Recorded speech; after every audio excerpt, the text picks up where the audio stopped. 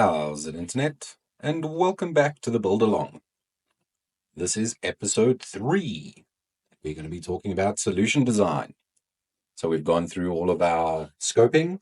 We know what it is we're building and who we're building it for. And now it's time to sit down and decide how exactly are we going to do this. Do some planning. In case you missed the last episode, let's go very quickly through what it is that we're doing. We're building a support tickets app. We need to build a solution to capture and process support tickets. We need to allow users to capture as much information as possible. We need to automatically assign tickets to technicians. And we need to allow technicians to escalate those support tickets. We also decided who we're building it for, which is very important. We've got ticket initiators who create new tickets and follow the progress of their tickets. We've got the technicians who can see and process the tickets. We've got team managers who can see all the tickets assigned to their team and can manage the team memberships. And we have support admins who can see and manage all of the tickets and maintain all of the back-end data. We decided found all of this out in the scoping.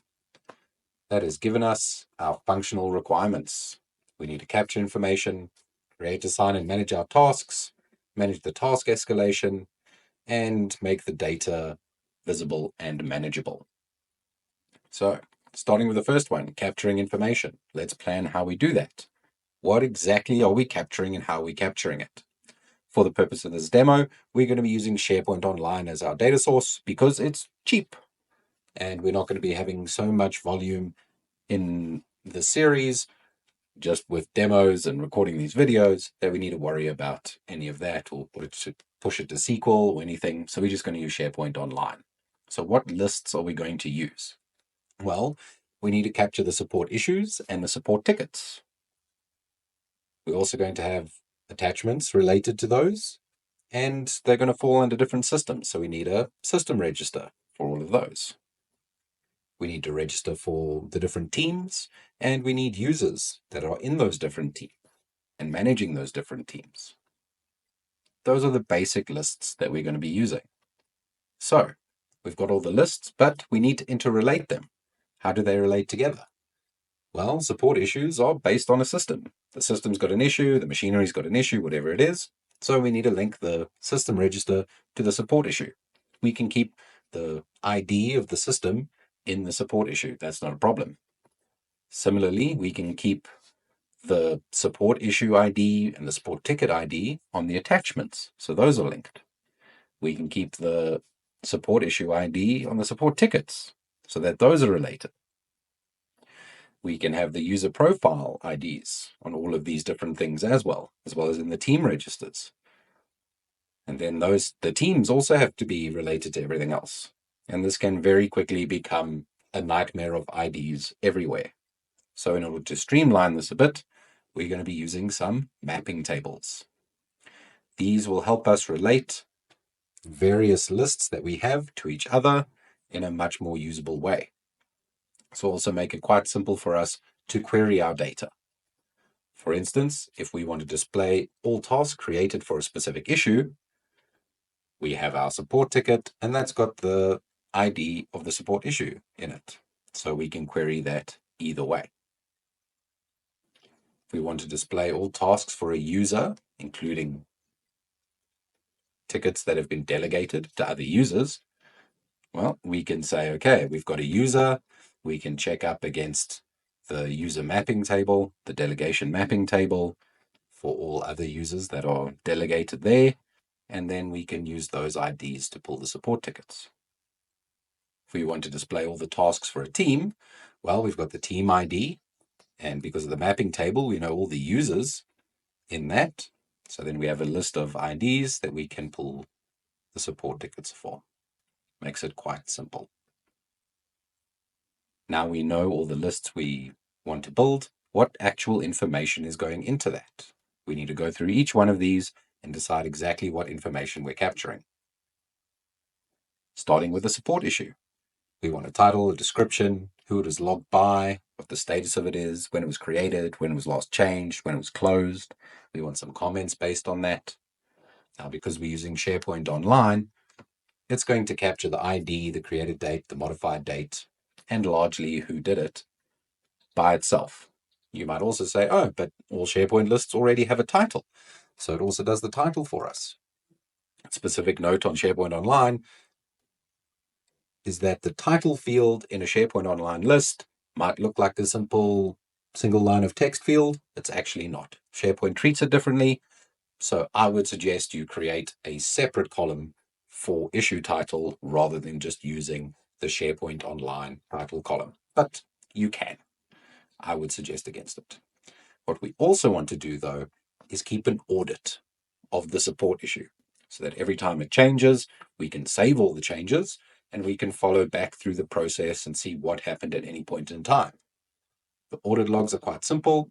We keep all of the information from the original list, including the ID, in this case, the support issue ID, and we just add an audit date. And obviously, it has its own ID as well. So that's the support issues. Next up, the support tickets. Much the same thing. We work out exactly what information we want to capture and how we want to audit that. So we're going to have an audit ID, an audit table for that as well. Related attachments, we're going to keep the issue title in there as well. We're going to have the attachment title, who was added by, as well as the IDs for the support issue and the support ticket if it comes from a ticket. We want to keep a register of the systems, just the title and the description with the status, and the teams as well. Don't need a lot of information about those. We want to keep the user profiles as well, who they are, name, email, what's the status of them. And we want to keep an audit of these users as well, so we can see when their status changes. We need a mapping table between the teams and the users, and it's a good idea to keep an audit of that as well, so we can see when users were added or removed from various teams. Similarly, we need mapping tables for between the team and the system and the delegation of the users. And we'll keep audits for all of those. Those are our basic lists. We now know exactly what information we're capturing at any given point. Our first process is to manage the tickets. What does that process look like? Well, first, the issue is raised, then a ticket is assigned, the user actions the ticket, and then the ticket closes. How is this actually going to work in practice? Well, first the issue needs to be raised. This is by anybody in the company, not necessarily the technicians. So first they need a place where they can view all of their issues. So we have the first screen in our solution. They can see all of their issues and they can track where along in the process they are, see any comments, any progress made on them. That's obviously going to look up to some of our data, in this case, the support issue itself and the related attachments to it, so they can see that. They also need a screen in order to log new issues and capture all that information that will feed into the support issue list and the related attachments. That's how people will raise issues. We now know we need 2 screens for that. Next up, we have a workflow to assign the ticket. When a new ticket is created, when a new issue is created, it needs to assign a ticket. That's going to look up to a number of our lists. And when we get to building this, we'll flesh it out a bit more. Ideally, we would create a whole process flow here, but I'm going to keep it simple for the purposes of these videos. And we'll just say that that workflow is going to be coming up. It's going to look up to this information, and we will get to that when we get to it. The technician then needs to action that ticket. So they need a screen where they can view all of the tickets that are assigned to them and that are open. That's going to look up to a whole lot of information. It's got to look up to the delegation and the team user mapping and the user profiles in order to see what it must show that specific user, because we only want to display them the tickets that they require. Yeah. And then obviously it must show the support issue data, the support ticket data, and all the related attachments. So they can choose what it is they're working on. They also need a screen where they can action that ticket. They can add comments, they can add further attachments, and it can update the support issue ticket itself. That's another screen. And then finally in this process, we need a workflow for when the ticket closes. It's going to adjust the support ticket and the support issue lists, as well as probably notifying the originating user. Our next process is to manage the escalation. If a specific technician cannot complete a ticket that's assigned to them or needs to move to a different team, we need to be able to reassign it. So they need to be able to have a screen, possibly a subsection of the action ticket screen, where they can escalate it to another team. And that will look up to these various lists. And then we'll have a workflow that actually reassigns it to another user. Again, I'm not going to get into detail on the specific workflow. We'll deal with the specifics of the workflow when we get to the tutorial where we build it. And our final functional requirement is how we're going to manage the data. We have a lot of back-end lists here that need to be kept up to date. And while we could give view rights and edit rights to the admins, to the back-end SharePoint lists, it's much nicer to do it in the app ourselves.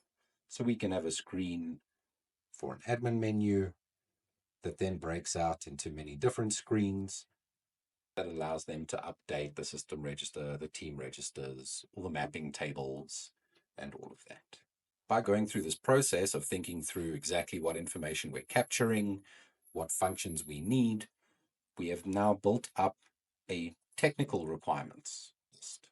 So we know from this process that we've got 15 SharePoint online lists, we want to build 11 Power App screens, and we've got 2 Power Automate flows that we're expecting to build. Having said all of that, there's a famous quote that says, "No plan survives first contact with the enemy." We've done a lot of planning here, but that's not necessarily going to mean that everything's going to run smoothly. That is also not an excuse not to do the planning. You can just jump straight in, open an app in Power Apps and start throwing things on a screen, but I guarantee you, sitting down and working out what it is that you want to be building in the particulars will save you a lot of time and effort. Doesn't mean it's inviolate and it's not going to change over time, but it will give you a very strong place to start and will help you avoid issues in the future. So this planning step is very important, and you can also have that the functional requirements and the technical requirements signed off so that everybody is on the same page and pulling in the same direction. That's it for our planning step. Next time on the build along, we've got tutorial 1, which will be solution preparation. How do we prepare a Power App solution? You should be using a solution to do all of this. I hope you'll join us for that next time. If you don't want to miss it, please do subscribe to this YouTube channel where I'm sure you're watching this. And if you want to find the other stuff I do, I am online in all of these different places. Thank you very much for watching, and we'll see you next time.